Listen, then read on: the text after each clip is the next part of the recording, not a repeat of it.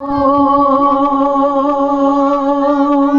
بھولنا ماں باپ کو، مت بھولنا ماں باپ کو، لالچ میں مال کے، لالچ میں مال کے، مت بھولنا ماں باپ کو،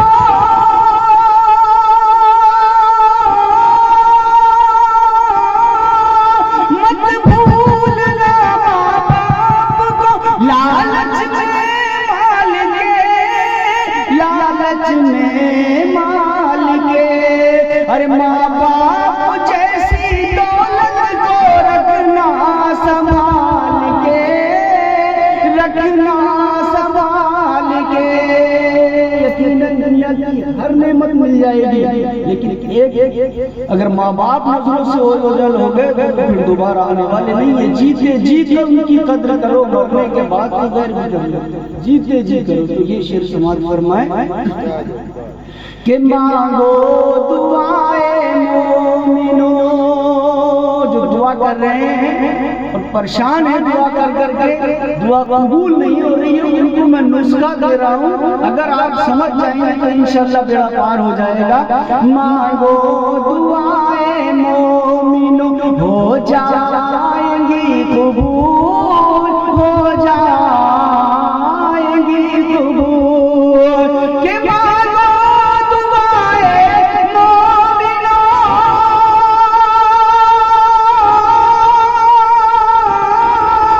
مانگو دعائے مومنو، ہو جائیں گی قبول، ہو جائیں گی قبول۔ ارے ماں باپ کے قدموں میں سر اپنا ڈال کے، سر اپنا ڈال کے، مت بھولنا ماں باپ کو۔ اور آخری شعر، اس سے سب کو سبق لینا چاہیے کہ اللہ کی رحمت سے، حقیقت الحدیث کی روشنی میں یہ بیان کر رہا ہوں میں کہ اللہ کی رحمت سے وہ دور رہیں گے، ہاں دور رہیں گے، کہ اللہ کی رحمت سے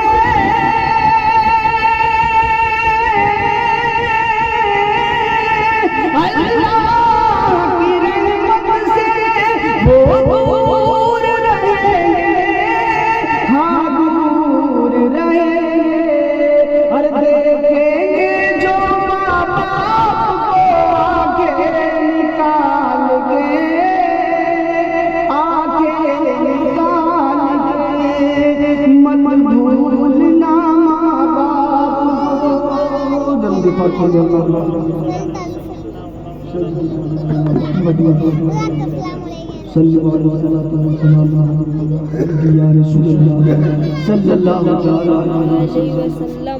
موت سے آگاہ اپنی کوئی بشر نہیں، سامان 100 برس کا ہے اور قلب کی خبر ہے۔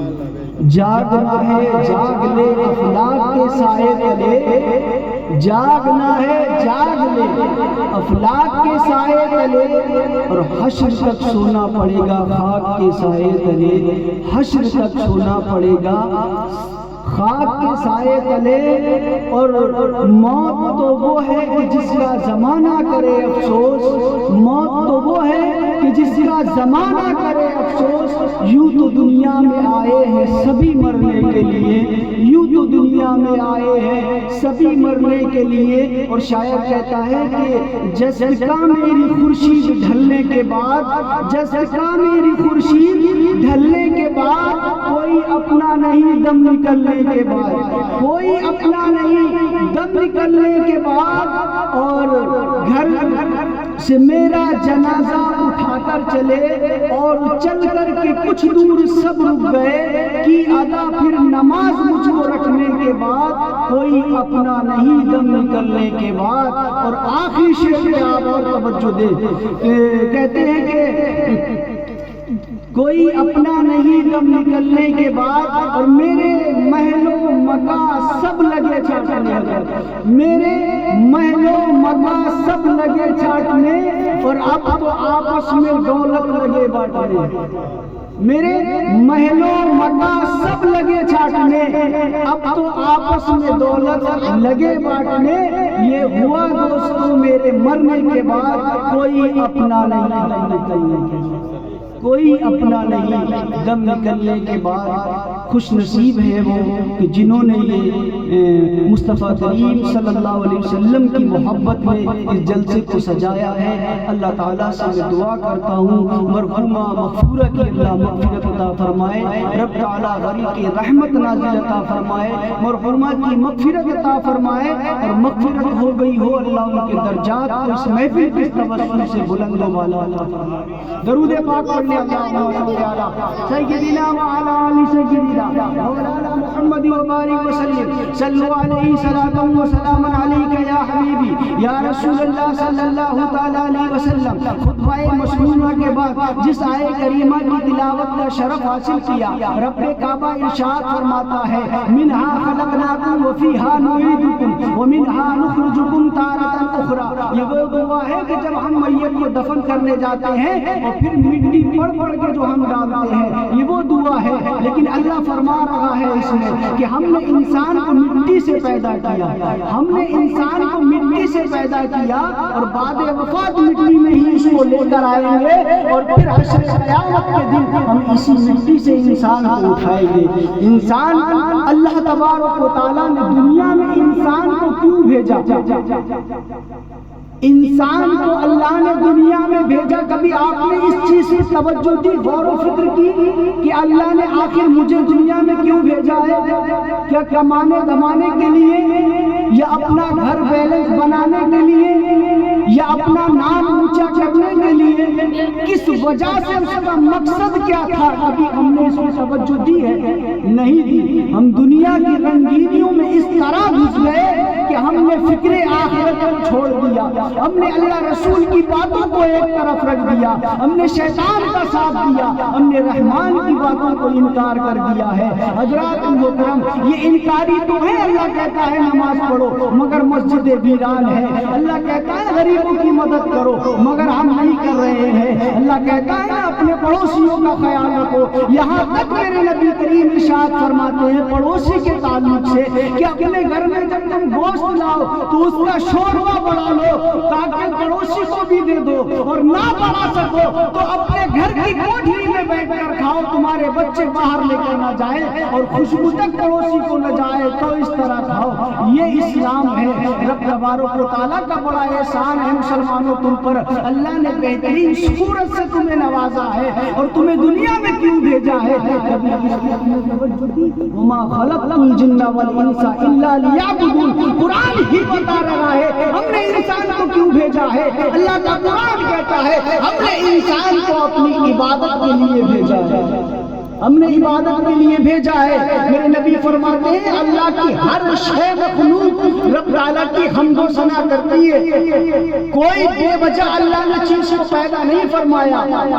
ساری مخلوق اللہ کی جس میں جان ہے یا نہیں ہے سب اللہ کی تسبیح پڑھ رہے ہیں۔ ہم آخر کیا کر رہے ہیں یہ بتاؤ؟ ہمیں فرصت نہیں ہوتی مسجدوں تک کی۔ یاد رکھو موت کو مت بھولنا، ایک نہ ایک دن موت تو ضرور آنی ہے۔ وہ کسی شاعر نے تو خوب کہا ہے کہ آگاہ اپنی موت سے کوئی بشر نہیں، سامان 100 برس کا ہے اور پل کی خبر نہیں۔ حضرات محترم، اللہ نے موت کو پیدا فرمایا، اللہ تبارک و تعالیٰ نے موت کو پیدا کیا، روح کو پیدا کیا، اور روح کو اللہ نے جسم میں رکھا ہے، اللہ نے جسم میں روح کو رکھا ہے۔ اب یہ دونوں آرام سے زندگی بسر کر رہے ہیں، لیکن جب تیسرے کی انٹری اس میں ہو جاتی ہے تو دنیا اوجل ہو جاتی ہے، بے جان جسم ہو جاتا ہے۔ مگر میں یہاں روک کے کہنا چاہتا ہوں اس مرنے والے نے ملک الموت سے کہا ہوگا، ملک الموت سے اس مرنے والے نے کہا ہوگا کہ میں ابھی جوانی کے حال میں ہوں، اگر تو مجھے لے گیا تو میرے بچے یتیم ہو جائیں گے،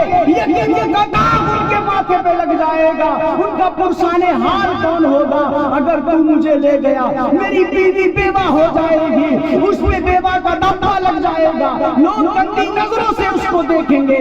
آج میں اس کے سامنے کھڑا ہوں تو کسی کی جرأت اور جسارت نہیں ہے اس کو دیکھنے کی، لیکن میں دنیا سے چلا گیا تو ان کا حال کیا ہوگا؟ فرشتے کا ایک ہی جواب ہے، مجھے رحم نہیں آتا، میں تو رب کے حکم کو بجا لاتا ہوں، جب اللہ نے حکم فرما دیا میں اس کے حکم کو بجا لایا اور آ گیا ہوں۔ مرنے والے نے پھر کہا ہوگا، اے ملاک الموت، میرے یہ بوڑھے ماں باپ ہے جن کی کفالت میں اللہ نے مجھے لگا دیا ہے، اگر میں دنیا سے چلا گیا تو ان بوڑھے ماں باپ کی دیکھ بھال کون کرے گا؟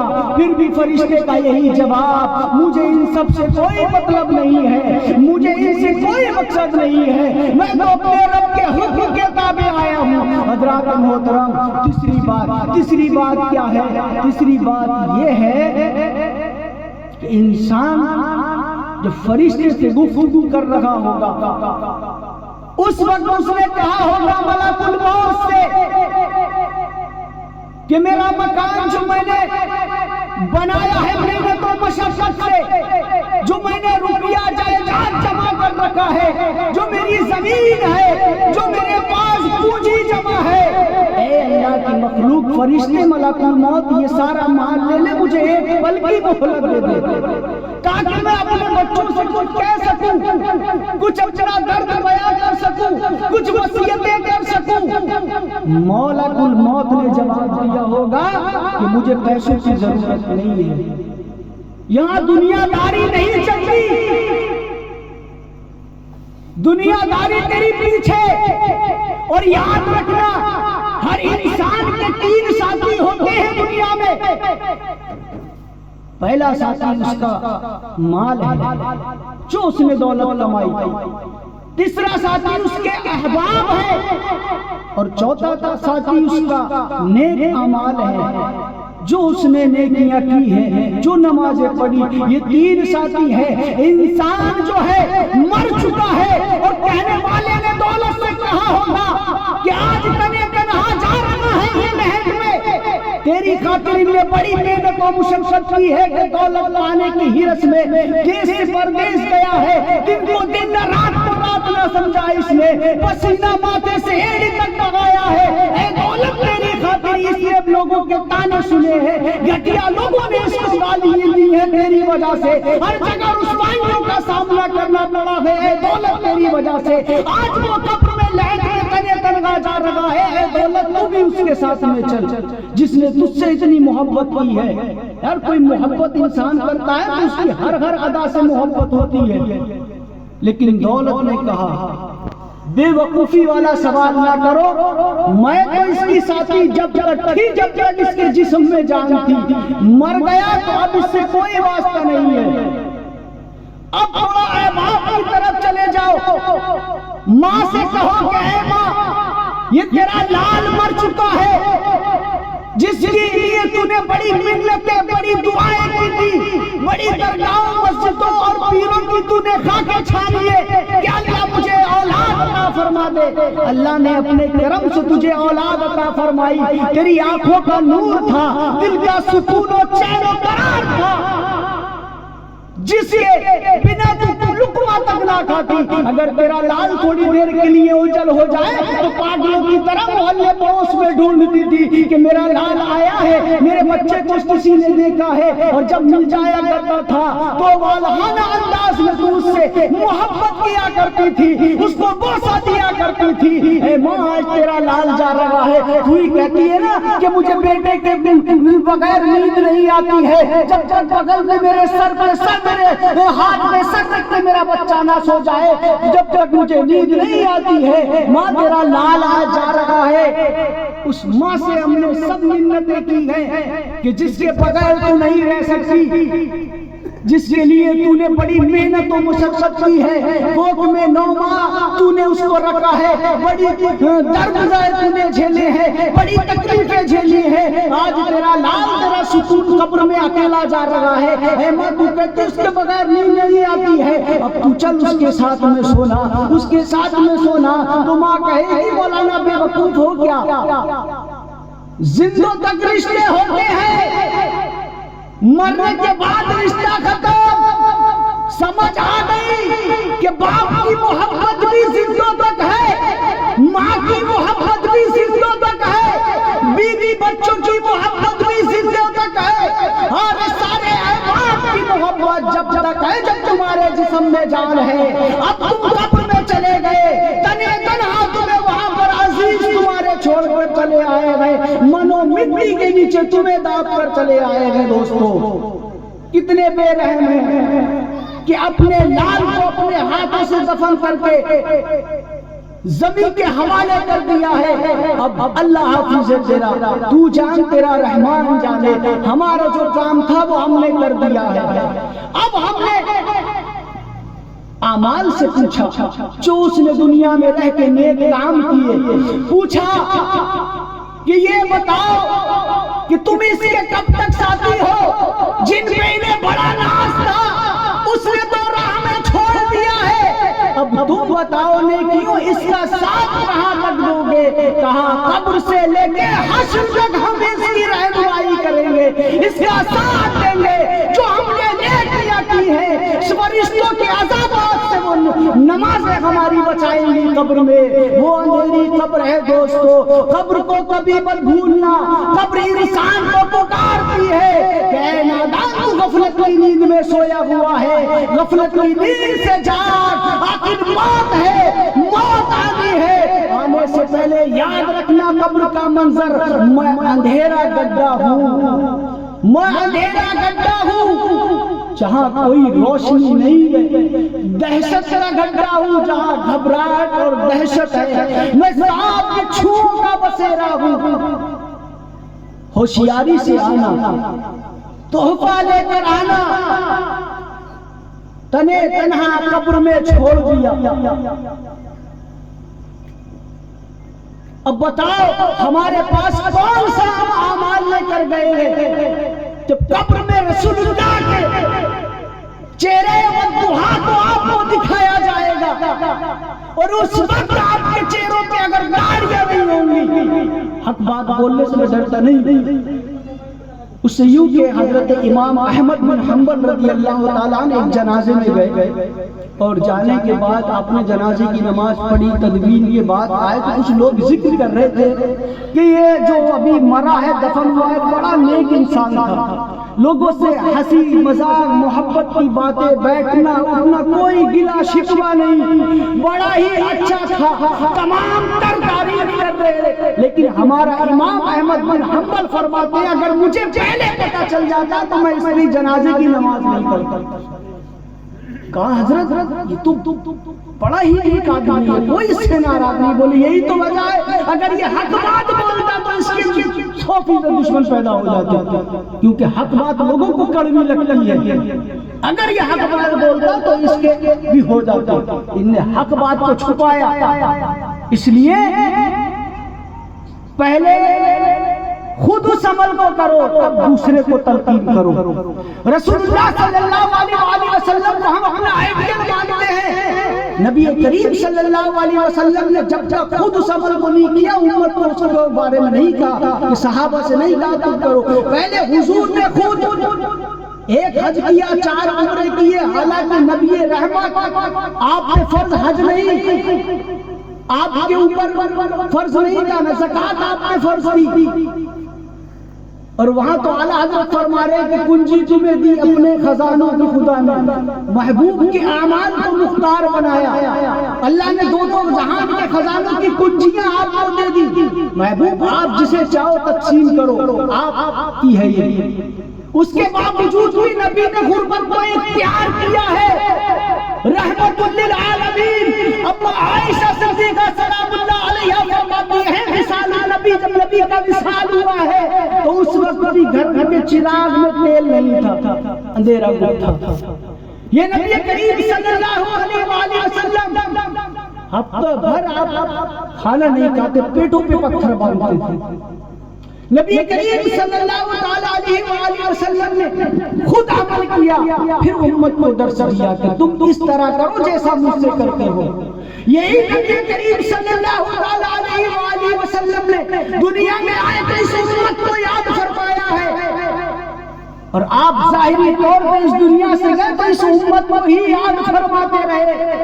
دعاؤں میں اکثر آپ نے امت کی طلب کی ہے، مولا میری امت کو بخش دے، امت کو بخش دے۔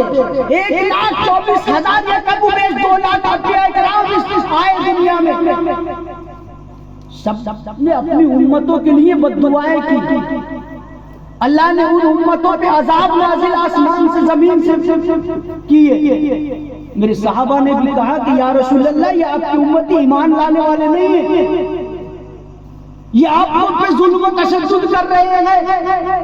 آقا آپ نے دیکھا نہیں نماز حاجت میں سجدے میں آپ کے اوپر اونٹ کی اوجڑی ڈالی گئی، طائف میں آپ پہ پتھر برسائے گئے یا رسول اللہ، جن کے حق میں آپ دعائیں کرتے ہیں۔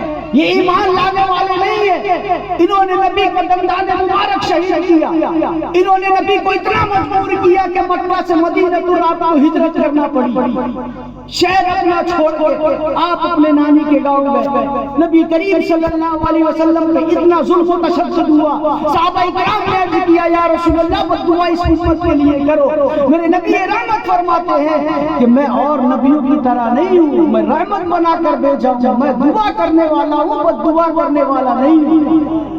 اس نبی نے ہر موڑ میں تمہیں یاد فرمایا ہے، اور جس کے دل میں عشق مصطفیٰ نہیں ہوگی تو وہ جنت میں امید بھی نہ رکھے۔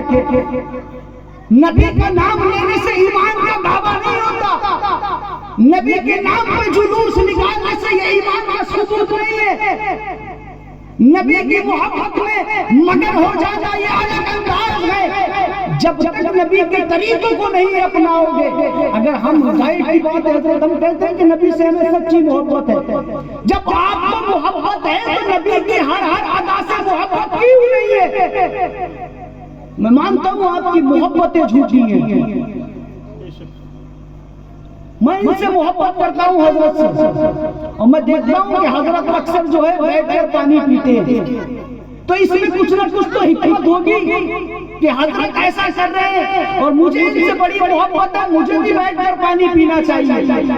میں نے دیکھا کہ حضرت بیٹھ کر اپنے سیدھے پیر میں پہلے پیجامہ ڈالتے ہیں، چپل جو ہے سیدھے پیر میں پہنتے ہیں، طرح طرح سے ایسے، تو مجھے ان کی ہر ادا سے محبت ہونا چاہیے۔ تو نبی سے اگر محبت ہے تو نبی کی ہر ادا سے آپ کو محبت ہونا چاہیے، اور اس سے بالاتر پیغام مصطفیٰ سے محبت ہونا چاہیے۔ پیغام مصطفیٰ کیا ہے؟ میرے امت کو نماز پڑھو، اللہ نے نماز میں میری آنکھوں کی ٹھنڈک رکھی ہے۔ اب بتاؤ تم نہیں چاہتے تمہارے نبی کی آنکھوں کو ٹھنڈک پہنچے؟ میرے نبی کریم صلی اللہ علیہ وآلہ وسلم نے تمہاری خاطر بڑا تکلیفیں اٹھائی ہیں۔ ان کو ہم سے کیا لالچ تھا؟ ہمارے رشتہ داری میں تھے، کوئی خاندان سے تھے، صرف ایک آقا اور امتی کا ایک کلمے کا تو ہے، اور ایسی محبت نبی نے کری ہے کہ کسی نبی نے اپنی امت سے اتنی محبت نہیں کی، اور کوئی نبی اپنی امت کے لیے اتنا نہیں رویا جتنا رحمت للعالمین اس امت کے لیے روئے گئے۔ یہاں تک کہ آپ کا کنبے کا کنبا، آپ کے اہل بیت، آپ کے صحابہ تمام اس امت کی مغفرت کی دعائیں کرتے رہے گئے۔ میرے نبی فرماتے ہیں کہ ہر پیر کی شب میں مجھے میری امت کے گناہ دکھائے جاتے ہیں۔ اب بتاؤ دل پہ ہاتھ رکھ کے کہ ہم گناہوں میں ڈوبے ہوئے ہیں، مسجدیں ہماری ویران ہے، قرآن ہم پڑھتے ہیں لیکن بھول گئے اپنا پڑھنا، ماں باپ کی خدمت ہم سے ہو نہیں رہی ہے، ہم دنیا کے کاموں میں گھوئے ہوئے ہیں، ہم نے دولت اتنی کما لی کہ ہم عزت دار ہو گئے، ہم نے نام اتنا کما لیا زمانے میں پہچان ہو گئی، یہ مت بھولنا جو تو نے نام کمایا وہ ایک دن مرحوم میں تبدیل ہو جائے گا، یہ مت بھولنا تو نے جو 50,000 کا کوٹ پہنا ہے وہ تیرا ایک دن کفن میں تبدیل ہو جائے گا، تو نے جو لاکھوں کروڑوں کا گھر بنایا ہے وہ قبر میں تبدیل ہو جائے گا۔ بھولنا نہیں، موت کا منظر سامنے رکھنا۔ صحابہ کرام جب قبرستان سے گزرتے تھے زاروں قطار رویا کرتے تھے، ان قبروں کو دیکھ کے صحابہ نے پوچھ لیا ہوگا کہ کیوں اتنا آپ زاروں قطار روتے ہیں؟ کہا یہاں کے حالات کچھ الگ ہے، یہاں کے عذابات بہت سخت ہیں، یہ پہلی منزل ہے حشر تک، اگر جو اس میں پاس ہو گیا وہ حشر کی ساری منزلوں میں پاس ہو جائے گا، جو قبر میں پھنس گیا وہ سب میں پھنستا چلا جائے گا۔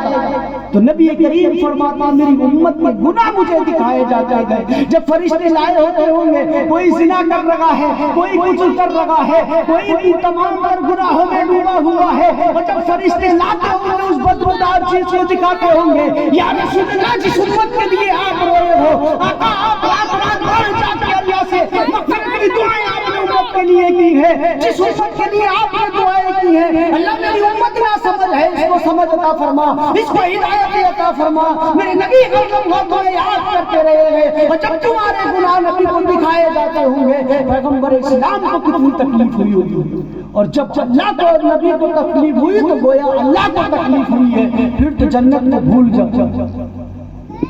جب تک نبی کے طریقے پہ ہم نہیں چلیں گے جس کا حکم ہمیں دیا ہے تبھی ہم حقیقت میں سچی محبت کا ہم حقدار کہلا سکتے ہیں۔ درود پاک پڑھ لے اللہم صلی علی سیدنا وعلی آل سیدنا مولانا وسلم صلو علیہ الصلوۃ والسلام علیکہ یا حبیبی یا رسول اللہ صلی اللہ تعالی علیہ وآلہ وسلم۔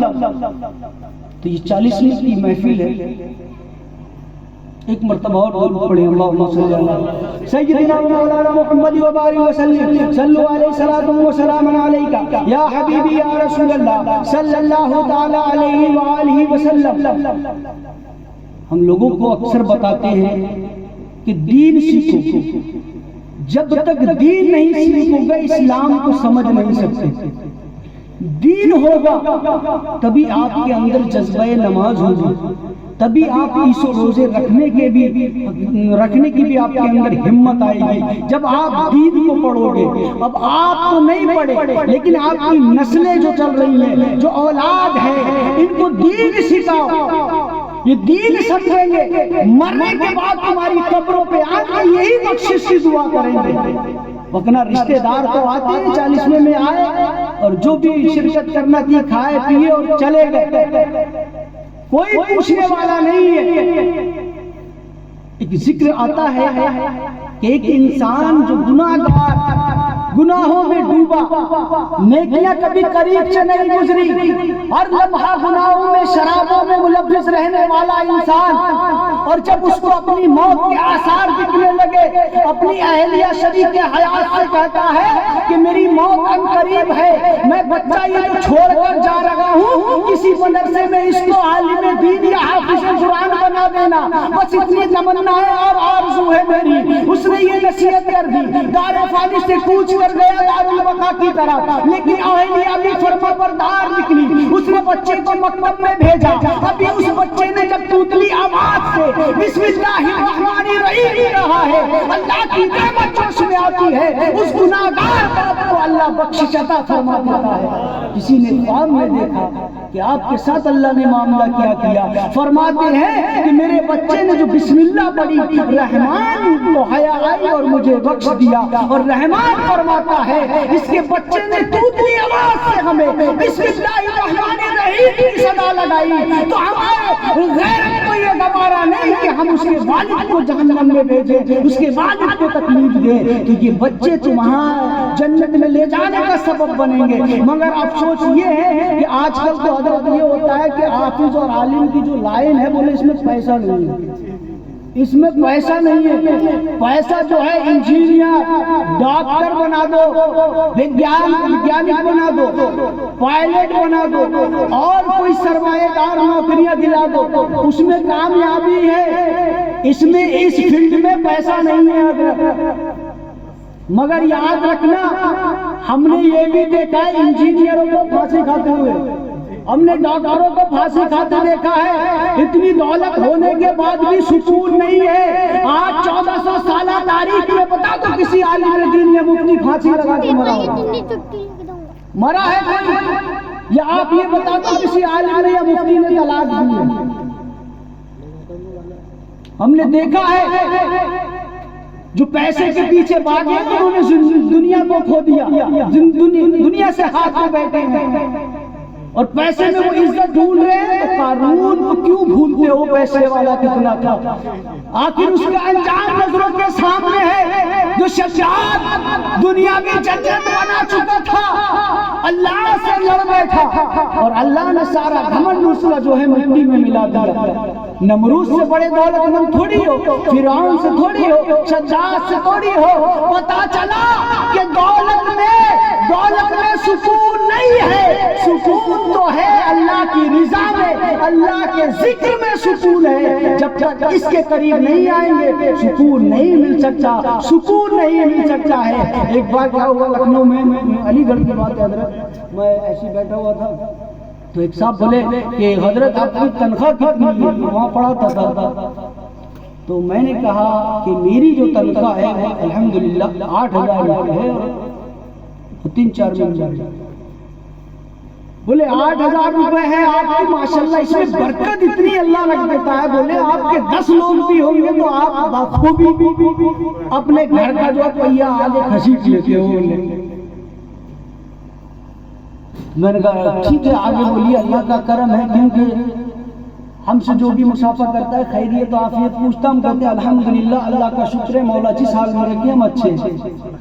جو شکر گزار ہوگا وہ کسی کا محتاج نہیں ہوگا، جو شکر گزار ہوگا وہ کسی کا محتاج نہیں ہوگا۔ حضرت موسیٰ علیہ السلام جا رہے ہیں، ایک شخص مل گیا اور عرض کرنے لگا حضور اللہ نے مجھے نعمت بے شمار عطا کی ہے، میرے پاس رزق انبار لگے، دولت پیسے سب کچھ ہے، آپ اللہ سے طور پہ جا کے ہمیں کلام ہوتے ہیں، اللہ سے کہہ دو کہ میری نعمتیں اب بند کر دو،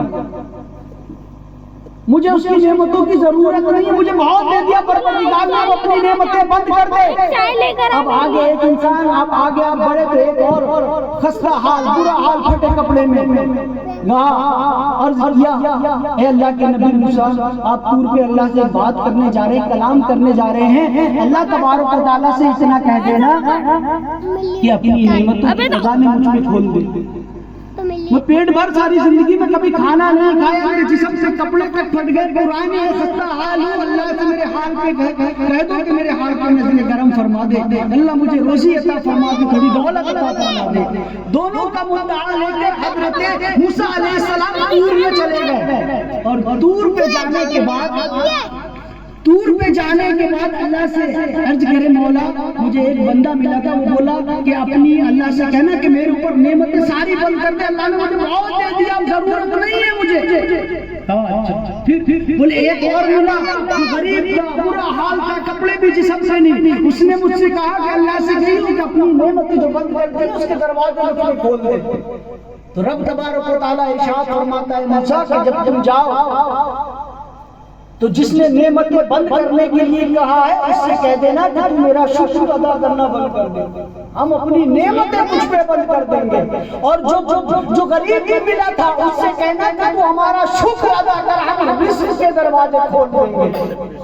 اب موسیٰ علیہ السلام آئے، اس نے کہا کہ تو جو ہے شکر کرنا بند کر دے، اللہ نعمتیں بند کر دے گا۔ کہا شکر کی تو بدولت ہے جو اللہ نے مجھے میری اوقات سے زیادہ رزق عطا فرمایا ہے، شکر تو میں بند نہیں کر سکتا۔ اب غریب کے پاس گئے، اس سے بولے کہ تو شکر اللہ کا زیادہ کر۔ کہا موسیٰ میں شکر کس بات میں کروں، میرے نہ تو کپڑے ہیں، نہ پیر میں جوتی ہے، نہ پیٹ میں میرے کھانا ہے، برا حال ہوں، غربت و افلاک کا مارا تو میں کس بات کا اللہ کا شکر ادا کروں؟ موسیٰ کہتے ہیں کچھ بھی ہو تو شکر ادا کر۔ پتہ کیا چلا، اللہ دولت، اللہ فرماتے ہیں دولت دے کے بھی لوگوں کو آزماتے ہیں، کبھی غربت دیکھ کے آزماتے، کبھی اولاد دیکھ کے، کبھی اولاد لے کے، کبھی بیماریوں کی طرح سے ہم آزماتے اپنے بندوں کو، مگر جو ثابت رہا، جو شکر والا رہا، اس کی نیا پار ہوتی ہے، اور جو شکر سے بھٹکا سمجھ لو وہ پھر کس طرف جائے گا۔ تو حضرات محترم، مجھ سے اس نے پوچھا کہ 8,000 ہیں آپ کے؟ جی الحمدللہ۔ بولے وہ تو ٹھیک ہے، میری بولے حضرت 40,000 روپے کماتا ہوں میں، 40,000 روپے میں کماتا ہوں، اور ہم 5 یا 6 ممبر ہیں بولے، اور پھر بھی مہینہ آتا 40,000 ختم ہو جاتا ہے۔ آپ کے تو 8,000 میں برکت ہی برکت ہے بولے۔ تو میں نے کہا ایسا ہے، سنو تم جو 40 جو ہے تمہارے 40 میں برکت نہیں ہے، تم ہر مہینے 8 مجھ سے لے جایا کرو برکت والے، اور وہ 40 جو حرکت والے وہ مجھے لے جایا کرو، میں دیکھوں اس میں برکت کیسے کی ہوگی۔ تو کہتے نا قبر کا حال مردہ ہی جانے، تمہیں کیا پتا کسی کے درد کا، جس دن تم درد کا احساس کرنے لگو گے اس دن تمہیں پتا چلے گا کہ اپنا کیا ہوتا ہے، بیگانہ کیا ہوتا ہے۔ حضرات محترم، میں مانتا ہوں کہ یہ لائن جو ہے پروفٹ والی نہیں ہے، اس میں دولت اس لائن میں نہیں ہے، یہ غریبی لائن ہے، یہ اللہ سے جڑے ہوئے لوگ ہیں جو وارث الانبیاء کہے جاتے ہیں، جو تم تک نبی کا دین لے کر آ رہے ہیں، تمہیں اللہ رسول کا ذکر کرا رہے ہیں۔ یاد رکھو یہ اتنے صبر والے ہوتے ہیں، میں بتاؤں کتنے، بینک میں بھی ہڑتال ہو جاتی ہے حضرت، بینکوں میں ہڑتال ہو گئی، فیکٹریوں میں ہڑتال ہو جاتی ہے، ریلوے ہڑتال کر دیتا ہے نوکریوں میں، لیکن ہماری تنخواہیں بڑھاؤ۔ 1400 سالہ ہسٹری میں بتا دو کہ اماموں نے کبھی روڈ جام کیا کہ ہماری تنخواہیں بڑھاؤ۔ اور میں مانتا ہوں کہ ہر دھرم کا، جب پجاری کہہ لو، محسن کہہ لو، رہبر کہہ لو، وہ سب پیسے والے، غریب جو ہے وہ ہماری امت نہیں ہے۔ حقیقت بات ہے، قوم درد نہیں سمجھتی ہے۔ جس دن ان لوگوں نے ہڑتال کر دی، کتنے جنازے دھرے میں دھرے رہ جائیں گے، کتنی مسجدوں کی نمازیں رہ جائیں گی جماعت سے اگر ان لوگوں نے ہڑتال کر دی، کتنے نکاح ایسے رہ جائیں گے اسٹیجوں پہ بیٹھے جس دن انہوں نے ہڑتال کر دی۔ مگر یہ شکر والے لوگ ہیں، انہیں لوگوں کی جیب پہ بھروسہ نہیں ہے، خدا کی ذات پہ بھروسہ ہے، کیونکہ دینے والی رحمان کی ذات ہے۔ انسان کی اوقات ہے کہ کسی کو کوئی پال سکتا ہے، انسان کی کیا اوقات ہے کوئی کسی کو پال لے، ذمہ کرم اللہ کے روزی سے اللہ دیتا ہے۔ ایسی حضرت ایک ذکر ہوا کہ بولے جب اللہ تبارک و تعالیٰ روزی دیتا ہے تو ہمیں کمانے کی کیا ضرورت ہے، ہمیں کمانے کی کیا ضرورت ہے جب اللہ روزی دے رہا ہے۔ ایک نوجوان بھٹک گئے، آخر میں اس کو دیکھنا چاہتا ہوں، آزمانا چاہتا ہوں، تحقیق چاہتا ہوں کہ میں کوئی کام نہیں، کوئی محنت نہیں کروں، دیکھوں اللہ روزی مجھے کیسے دے گا۔ اب اس نے کیا کیا، وہ ندی کے کنارے صبح صبح چلا گیا کہ یہیں بیٹھوں گا، یہیں سے کچھ آئے گا تو دیکھ لوں گا میں، اللہ باقی اللہ کا وعدہ سچا ہے کہ روزی اللہ دیتا ہے۔ وہ بیٹھ گیا، صبح کے ٹائم دیکھا پتے پہ رکھ کے حلوہ اور کچھ پوڑی بہتا ہوا آ رہا ہے، بہتا ہوا آ رہا ہے۔ اس نے اٹھایا، اس کو یقین ہوا کہ واقعی اللہ کی ذمہ کرم ہے، کھانا تو آ گیا، اٹھایا کھا لیا۔ اب دوپہر کا وقت، پھر یہ وہی وقت پہ پہنچ گیا دوپہر، پھر انہوں نے دیکھا کہ کھانا بہتا ہوا آ رہا، اٹھایا کھا لیا۔ شام میں پھر اس کا یہ 3 ٹائم وہ کھانا آتا تھا، اب 3 ٹائم یہ کھاتا رہا۔ ایک دن دل میں خیال آیا یہ تو دیکھو یہ کھانا آ کہاں سے رہا، تو یہ کھانا آنے سے پہلے ہی جو ہے ندی کے کنارے کنارے چل پڑا اور دیکھا کہ ایک بوڑھے بابا کھڑے ہیں وہاں پر، ان کے پیر میں زخم ہے اور وہ حلوہ پوڑی زخم پر لگاتے تھے اور چھوڑ دیتے تھے۔ اب اس کا دماغ خراب ہو گیا، بولا یہ بتاؤ بابا یہ ایسا کیوں کرتے ہو؟ ارے بولے حکیم نے بتایا تھا کہ یہ ناسور ہے، یہ ٹوٹکا کرنا پڑے گا، حلوہ پوڑی بھی جو ہے رکھنا اور دریا میں چھوڑنا، مچھلی جانور کھا لیں گے، اور 3 ٹائم چھوڑنا ہے۔ بولے تجھے روزانہ 1 ہفتے میں ٹھیک ہو جائے گا۔ اب اس کی جو ہے ماتا کی کھوپڑی گھومی کہ یہ کیا ہو گیا، ہوا کچھ نہیں پیارے، اگر تم محنت کرتا اللہ تجھے طیب کھانا عطا فرماتا، لیکن تو نے جو ہے محنت نہیں کی، بغیر محنت کے کھانا چاہا، پیٹ تو تجھے اللہ نے بھرا مگر غذا تجھے کس طرح کی کھلائی، یہ یاد رکھنا۔ اس لیے محنت و مشقت کرو۔ نبی کریم علیہ السلام نے تجارت کی ہے، نبی کریم صلی اللہ علیہ وسلم نے اپنے گھروں کے بھی کام کیے، بکریاں بھی چرائی ہیں، یہ صرف امت کے لیے کہ میں ایسا کروں گا میری امت کرے گی، میں ایسا کروں گا مجھے دیکھے گی تو میری امت ایسا کرے گی۔ درود پاک پڑھ لیں، اللہم صلی علی سیدنا وعلی آل سیدنا مولانا محمد وبارک وسلم، صلوا علیہ صلاۃ و سلام علیک یا حبیبی یا رسول اللہ صلی اللہ تعالی علیہ وآلہ وسلم۔ ایسا لگ رہا مجمع میں بالکل سنسان بیٹھے ہیں، میں پتہ نہیں جناتوں کو سنا رہا ہوں کہ کس کو بیان کر رہا ہوں۔ ایک مرتبہ اور زندہ دلی کا ثبوت دیے، درود پاک پڑھ لیں، اللہم صلی علی سیدنا وعلی آل سیدنا مولانا محمد وبارک وسلم، سلام علیک یا حبیبی یا رسول اللہ صلی اللہ علیہ وآلہ وسلم۔ تو اپنے بچوں کو دین سکھاؤ، دولت مت دیکھو، اللہ نے جو مقدر میں لکھ دیا ہے وہ آپ کو مل کر رہے گا۔ اگر 1 کروڑ لکھا ہے آپ کے مقدر میں تو وہ آپ کو ملنا ہی ہے، اور اگر نہیں لکھا ہے تو کتنا ہی جتن کر لو وہ ملنے والا نہیں ہے۔ اس لیے ایمان و ثبوت یہ رکھو کہ دینے والی اللہ کی ذات ہے، رب تبارک و تعالیٰ اپنے بندوں کو مجبور نہیں رکھتا، اپنی حرکتوں سے مجبور ہو جاتے ہیں لوگ۔ اللہ فرماتا ہے کہ ہماری طرف سے تو خیر پہنچتی ہے، تیری بدعمالیوں کی وجہ سے تو نقصان اٹھا لیتا ہے، تو ان عذابوں میں مبتلا ہو جاتا ہے۔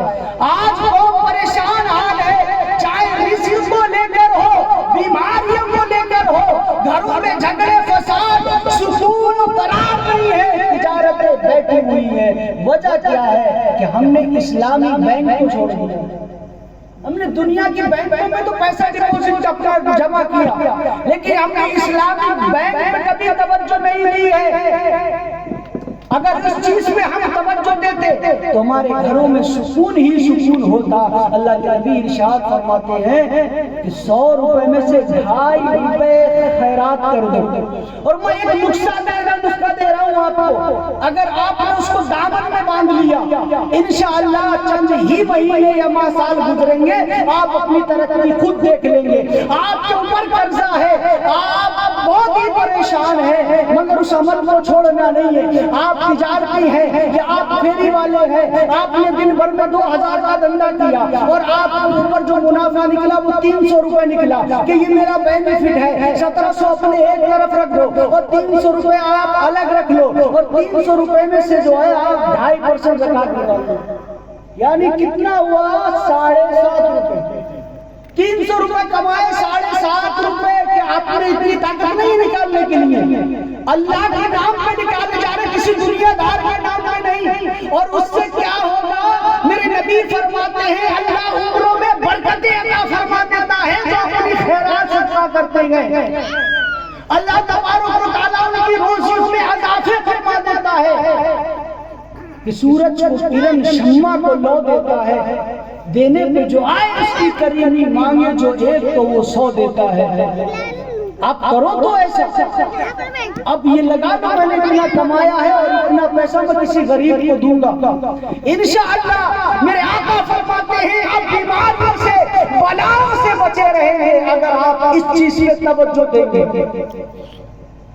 آج مسجدوں کے نظام آپ لوگوں کے ذریعے چلائے جا رہے ہیں، 100 روپے 200 روپے فی انسان کے اوپر لگایا جاتا ہے۔ کیا اللہ اتنی طاقت والا نہیں ہے کہ وہ اپنے گھر کا نظام خود نہیں چلا سکتا؟ غیب سے امام کو پیسے نہیں دے سکتا ہے؟ یہ تمہارے مقدر اور نصیب اور فروغ وقتی کی علامت ہے کہ رب نے تمہاری دولت کو چنا کے اپنے گھر میں تمہارا وہ پیسہ لگوا رہا ہے، اور تمہارا وہ پیسہ جو اللہ کے نام پہ دیا جاتا ہے قیامت میں اس سے सवाल भी नहीं होगा। मेरे नबी फरमाते जो पैसा औलाद में खर्च किया जाए, माँ बाप में खर्च किया जाए, अल्लाह के नाम में खर्च किया जाए, उसका हिसाब नहीं देना पड़ेगा। और जो फजूल खर्ची आपने किए हैं उसका पाई पाई का हिसाब देना पड़ेगा। और वही दौलत आपको तोप बना के गले में पहना दी जाएगी। ये तेरी दौलत है ना, तुझे इस पे घमंड था, इस पे घमंड था, ये वो दौलत है, देख ले। और जो राय खुदा में खर्च कर दी वो कभी खत्म होने वाली नहीं है। तो कहते हैं ना सवाबे जारिया, जो जारी रहने वाला समाज। याद रखना, इंसान मरा, नमाज़ें कोई फिर लागू नहीं उस पे नमाज, रोजा, हज, ज़कात, सदका, फितरा, खैरात, तमाम जिद्दों तक है, मरने के बाद फिर सब हट जाती है। अब जाहिर सी बात है वो मर गया, अब वो नमाजों का सवाब कैसे पाएगा? हम तो जिंदे हैं, अभी नमाजों का सवाब पा लेंगे, लेकिन वो मर गया वो कैसे पाएगा? हज की शहादतों से कैसे माला माल होगा? वो गरीबों की मदद कैसे करेगा? वो रास्तों में जो कंकर और कील पत्थर लोग पड़े हैं उनको हटाएगा, सुन्नत मुस्तफा होगी, सवाब मिलेगा, वो कौन करेगा? सवाब सारा खत्म हो गया, मेरे नबी फरमाते हैं। लेकिन 3 काम ऐसे हैं जो हमेशा जारी, क़यामत तक सवाब नेक आमाल नेकियों में उसकी इजाफा होता रहेगा। नंबर 1 है नेक औलाद छोड़ के इस दुनिया से चले जाए, जो तुम्हारे हक में हमेशा दुआ करती रहे। इल्म छोड़ के जाना, कुरान किसी को सिखा के चले जाना, अपनी दौलत से मस्जिदों में, मदरसों में गरीब गुरुआ पे पैसा खर्च कर देना, ये सवाबे जारिया है तुम्हारी। जहां से सब नेकियों के दरवाजे बंद हो गए, लेकिन ये 3 हमेशा जारी रहेंगे। जब तक कुरान पढ़ा जाता रहेगा नेकियां मिलती रहेंगी, जब तक तुम्हारे इल्म से लोग फायदा उठाएंगे नेकियां मिलेंगी, जब तक औलादें दुआ करेंगी नेकियां आपको मिलती रहेंगी। मगर हम तो ऐसा कर ही नहीं सकते। हमें तो बच्चों को पढ़ाना नहीं है, हमें स्कूल कॉलेज में पढ़ाना है। हजरात मौलाना तालीम जो फ्री की पढ़ाई है, इसमें पैसा लगता नहीं। जब पैसा जाए तो इंसान को एहसास होता है उसका, और पैसा जाता नहीं, बेचारा मदरसा, कपड़ा, खाना पीना सब देता है। इसलिए मगर मौलवी को कभी बेवकूफ भी मत समझना, वो हर तरह से कौम से पैसा निकालना जानता है। उसने 10 साल खपाए हैं मदरसे में, वो दुनियादार भी है और दीनदार भी है, ये मत भूलना। क्योंकि पहली आयत आई है कुरान में, जो आयत है रब्बना आतिना फिद दुनिया, पहले दुनिया को अच्छा कर, और फिर आखिरती और आखिरत। पहले दुनिया का सवाल किया, दुनिया अच्छी कर। जब दुनिया अच्छी हो जाएगी तेरी तो आखिरत भी अच्छी हो जाएगी। दुनिया अच्छी कैसे होगी? कि जब रब की रजा पर अपनी जिंदगी को बसर करोगे तब होगी। लेकिन मौलवी हर तरीके से पैसा निकालते। एक आलिम साहब याद आ गया, वो जो अपने घर में लेटे रहते थे, औरत बोली कि कहीं चले जाओ, इमामत कर लो, कुछ काम कर लो, 10-12 साल मदरसे में बिताया है, कुछ कर लो, बच्चे भूखे मर रहे हैं, घर का निजाम कैसे चलेगा? जब उसको औरत ने ज्यादा जलील किया मौलाना साहब को, तो उन्होंने कहा बेगम तूने मुझे बहुत जलील और रुस्वा किया है, तू मुझे जानती नहीं, अगर मैं चाहूँ अपने थूक से पैसा कमा सकता हूँ। अब्दुल मुस्तफा अजमी में लिखते हैं कि मैं अगर चाहूँ तो थूक से पैसा कमा सकता हूँ। अरे तो पैसे भी कमाओ लेकिन लेकर आओ, पैसा होना, क्योंकि पैसे के बगैर दिन का काम भी नहीं होता, हर वर्ष में तो पैसा घुसेड़ना ही पड़ता है। अब वो गुस्से से जो है चले गए और ऐसी बस्ती में गए जहाँ उनको कोई जानता नहीं था। पढ़े लिखे तो थे, बेहतरीन मुकर्रर तकरीर करने वाले, लेकिन घर में ज्यादा वक्त बिता रहे थे। तब गुस्से में बोल दिया कि थूक से पैसा कमा के तुझे दिखाऊंगा। बस्ती से बाहर चले गए और वो गए भी कहाँ? शियाओं की मस्जिद में। شیعوں کی مسجد میں گئے تو مولانا صاحب جب امام صاحب کے قریب گئے اور بولے کہ حضرت میں بڑا غریب ہوں، غربت و اخلاق کا مارا ہوا ہوں، پیٹ بھر کھانا نہیں ملتا ہے، آپ جو ہے مسجد میں مجھے فری میں رکھ لو، میں مسجد کی صفائی کروں گا۔ بولے یہ اس سے اچھا کیا ہے، فری کا نوکر مل رہا ہے، کھانا تو 3 ٹائم کا دینا ہے، پیسہ بچ رہا۔ بولے ٹھیک ہے آپ مسجد کرو، صفائی ستھرائی آپ کرو۔ مہینہ 2 مہینہ صفائی ستھرائی چلتی رہی۔ پھر مولانا صاحب نے کیا کہا کہ امام صاحب مجھے قاعدہ بغدادی بھی پڑھا دو، مجھے قرآن پڑھنے کا شوق ہو رہا ہے۔ مولانا صاحب بولے اس سے اچھی بات کیا ہے، ماں کی گود سے قبر تک دین سیکھو، چاہے تمہیں چین جانا پڑے لیکن دین سیکھو۔ چین جانا پڑے۔ اب مولانا صاحب نے کہا ٹھیک ہے، امام صاحب نے قاعدہ بغدادی لائے اور پڑھنے لگے، الف با تا سا زا کو وہ جا کر رہے بار بار۔ اب بے پڑھا لکھا ہو تو سمجھ جائے، پڑھے لکھے سے زا نکلوا رہے ہیں تو کہاں؟ تو وہ اسی اس میں انہوں نے ہفتہ 15-20 دن مہینہ بھر نکال دیا، الف بیتے۔ تو لوگ سمجھے گاؤں کے، اب امام صاحب کو یقین کامل ہو گیا کہ یہ بندہ بالکل جاہل ہے، جاہل ہے، پڑھا لکھا بالکل نہیں ہے، اس کو تعلیم دیتے رہو، تعلیم دیتے رہے، دیتے ایک دن جمعے کا دن آیا۔ اب وہی مولانا صاحب امام صاحب سے بولے آج تقریر میں کروں گا۔ اب بولے تقریر میں کروں گا، بولے تمہارا دماغ خراب ہے کیا؟ جس سے الف بیتے صحیح مخرج کے ساتھ نہ نکلے تو وہ تقریر کیا کرے گا؟ بولے نہیں آج مجھے کرنے دو، دیکھو تم میرا اندر۔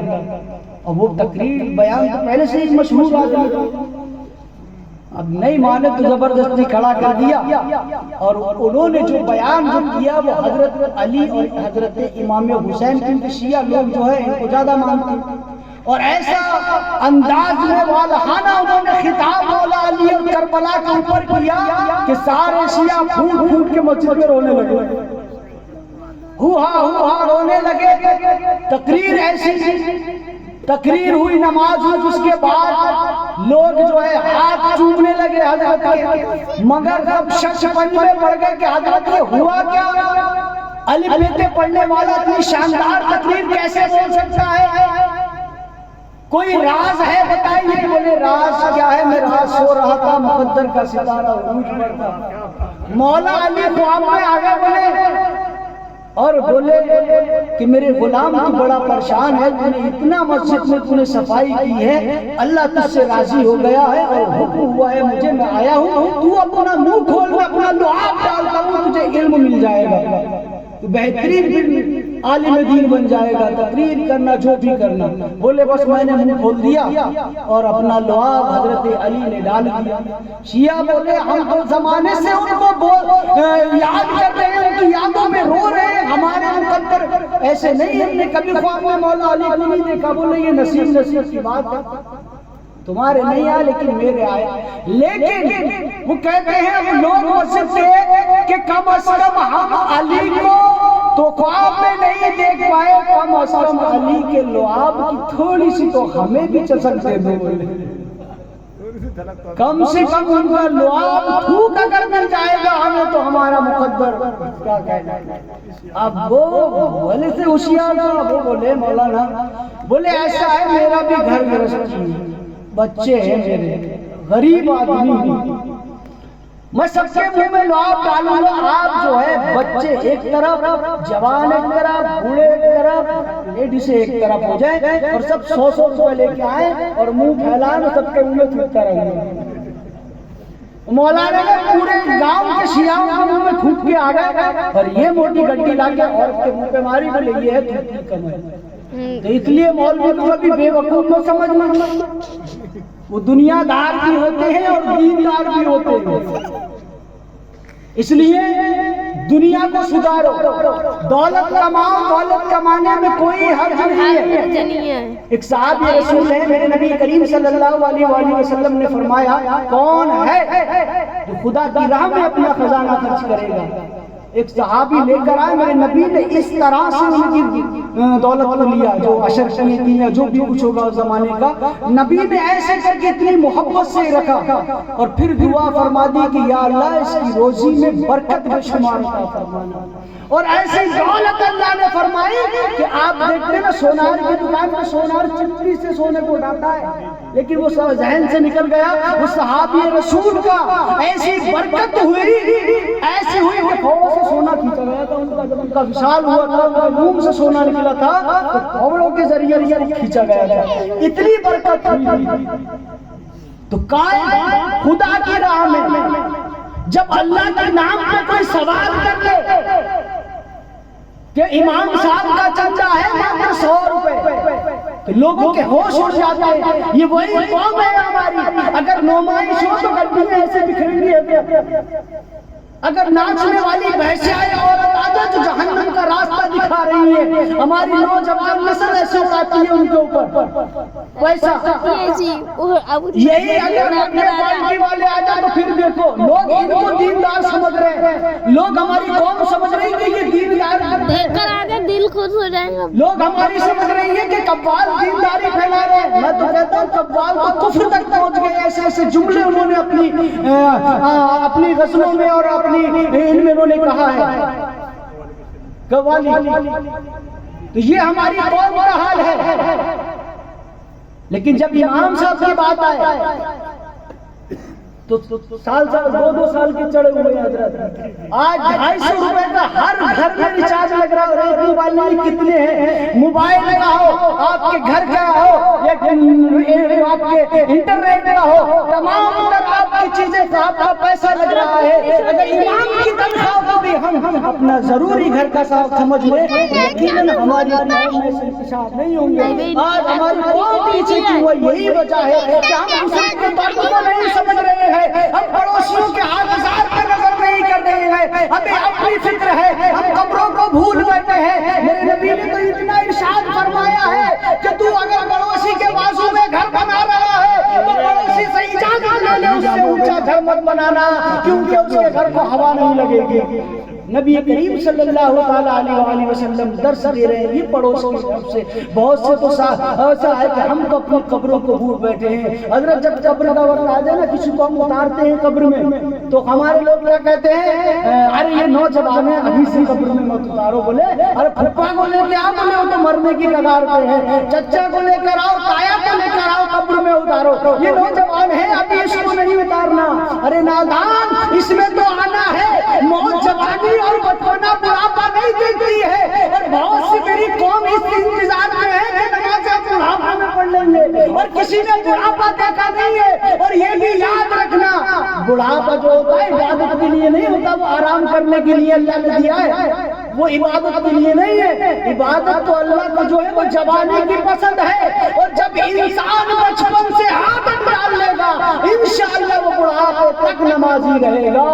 اور جب آپ نے جوانی عیاشیوں میں اڑا دی، اب بڑھاپا آیا تو عبادت کریں، عبادت ہوتی نہیں حضرت، کیونکہ ہماری عادت نہیں ہے۔ آج ہم اپنے گھر میں سو رہے ہیں، ظاہر سی بات ہے سب کے ساتھ ایسا گزرا ضرور ہوگا، ہم گھر میں اپنے سو رہے ہیں، آرام سے نیند آ رہی ہے، لیکن ہم دوسری جگہ چلے جائیں تو نیند آتی ہے، رات بھر آدمی جاگتا ہے، اور جو قبر ہے جگہ تنہا تمہارے عزیز چھوڑ کر آئیں گے، بتاؤ اس قبر میں نیند آئے گی؟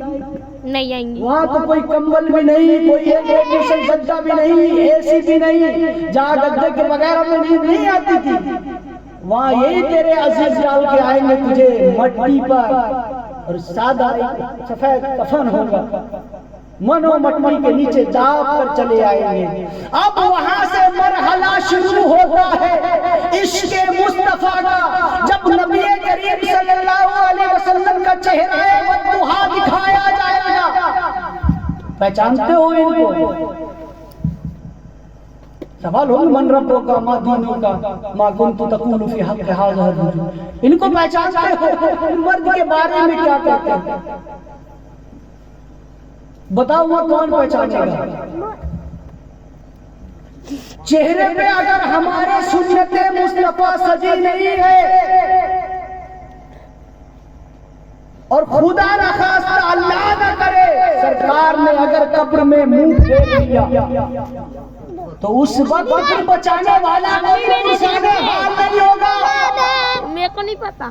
اسی لیے میرے پیاروں، میرے عزیزوں، اپنے چہرے کو سنت مصطفیٰ سے سجاؤ. اتنا تو سجاؤ کہ کم از کم دور سے دکھنے لگے چہرے پہ داڑھی.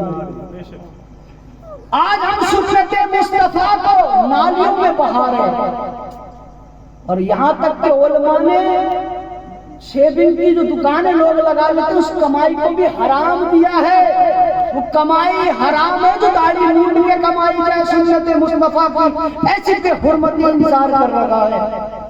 بتاؤ اگر سرکار نے قبر میں پھیر دیا منہ تو کیا ہوگا؟ کوئی بچانے والا نہیں ہے قبر میں. اور یہ بھی تصور نہ کرنا کہ مرنا یار جو ہوگا دیکھا جائے گا، مرنے کے بعد تو انسان کو پتا نہیں. نبی کی حدیث ہے کہ انسان کو اگر ہم چوٹ تکلیف دیں گے، جتنا درد دنیا میں ہوا ہے قبر میں اس سے 10 گنا زیادہ اس کو عذاب ہوگا، اس کی تکلیف کی اس کو احساس ہوگا. ایک پل کے لیے موت آتی ہے، اللہ پھر زندگی عطا فرما دیتا ہے قبر کے اندر. پھر قبر میں سوال و جواب ہوں گے. منزلوں میں آپ اگر پار کر گئے تو آپ کے لیے رحمت ہی رحمت ہے. جنت کی کھڑکیاں کھل کے آئیں گی، جنت کی نعمتیں قبر میں آ جائیں گی، آپ کے عزیز و اقربا ملنے کے لیے آئیں گے. اور یاد رکھنا موت سے ڈرنا نہیں. ایک صاحب مجھے ملے اور بولے حضرت مجھے موت سے بہت ڈر لگتا ہے. اعلیٰ حضرت فرماتے موت سے وہی ڈرے گا جو گناہگار ہوگا. جو گناہگار ہوگا موت سے وہ ڈر لگے گا.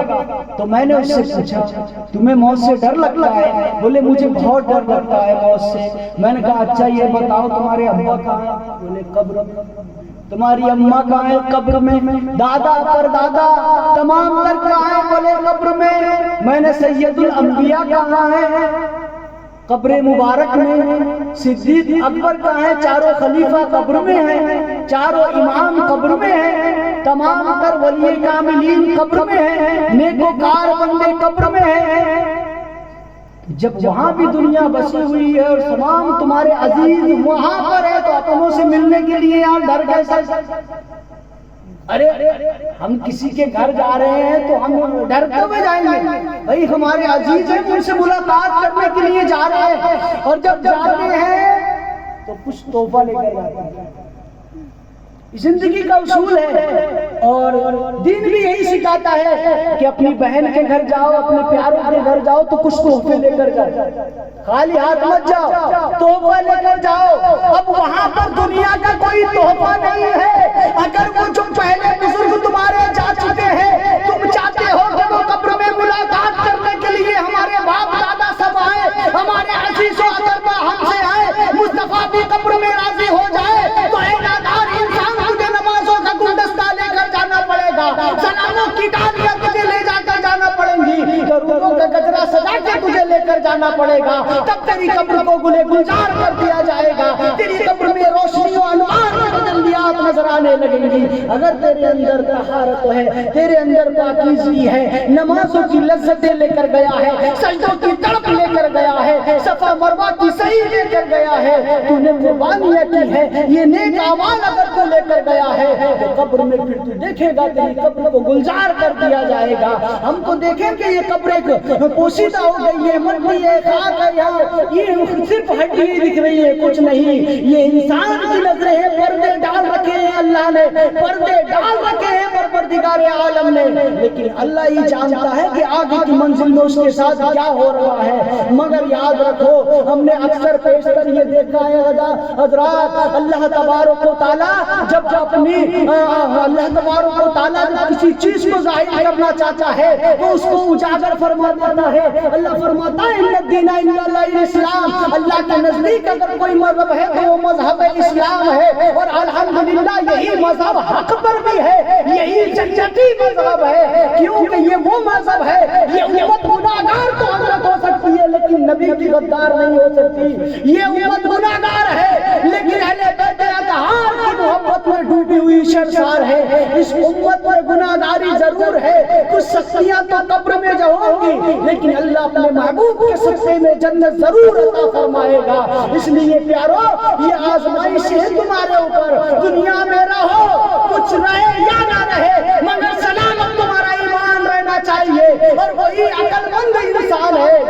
سے رائی کے برابر ایمان بچا کر لے گیا وہی انسان کامیاب ہے، اور جو ایمان کو کھو بیٹھا وہ انسان چلا گیا۔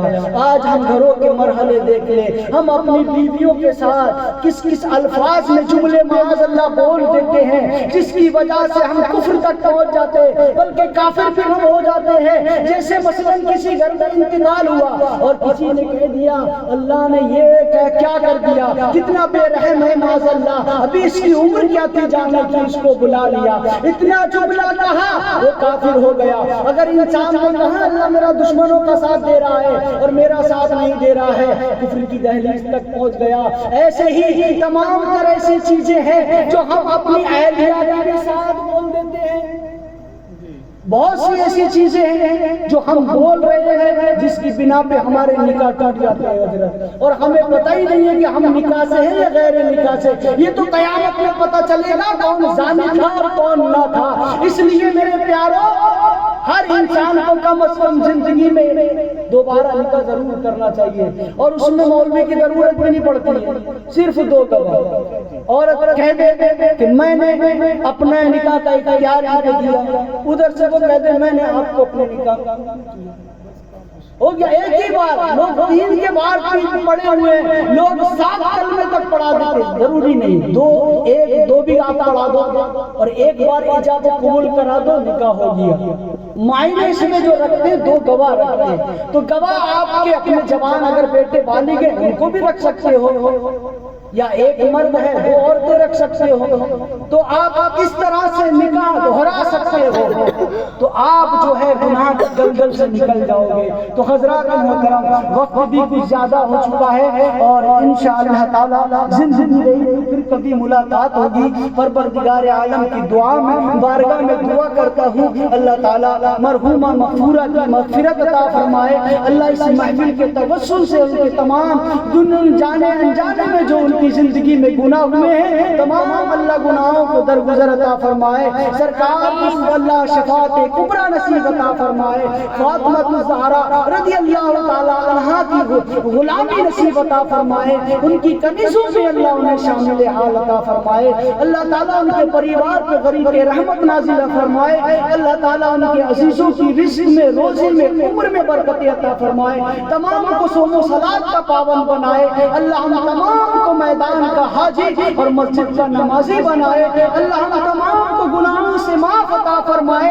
اللہ ہم تیرے محبوب صلی اللہ علیہ وسلم کا واسطہ دیتے ہیں مولا، اس محفل میں آج ہم صدق دل سے اللہ اس سے توبہ استغفار کرتے ہیں مولا، ہم سے جانے انجانے میں کوئی خطائی نہیں ہو، اپنے حبیب کے صدقے میں معاف عطا فرما، اور ہمیں اللہ سچی توبہ اور ہدایت نصیب عطا فرما۔ اللہ ہمیں بھی فکر آخرت نصیب عطا فرما، قبر کی تیاریاں کرنے کی توفیق نصیب عطا فرما۔ اللہ ہمیں بچوں کے شفقت اور بوڑھوں سے اللہ محبت عطا فرما۔ اللہ ہماری روزیوں میں اضافہ فرما، یہ رزق حلال اس کی طیب عطا فرما۔ اللہ ہم نے جو بیمار ہو وطن پاک کے صدقے میں اللہ انہیں بھی بیماری سے شفا کاملہ عاجلہ عطا فرما۔ جن کی جو بے اولاد ہے اللہ نیک صالح اولاد عطا فرما۔ یا پروردگار جو قرض میں مقروض ہے بارے قرض سے سمدوشی عطا فرما۔ تمام دنیا بھر کے مسلمانوں کو بھلائی عطا فرما، صحت و عافیت والی زندگی عطا فرما۔ اللہ ہم تمام کو اسلامی زندگی اور آخری وقت میں کلمہ طیبہ نصیب عطا فرما۔ اشہد ان لا الہ الا اللہ واشہد ان محمدا عبدہ ورسولہ وآخر دعوانا الحمد للہ رب العالمین۔ آمین۔ السلام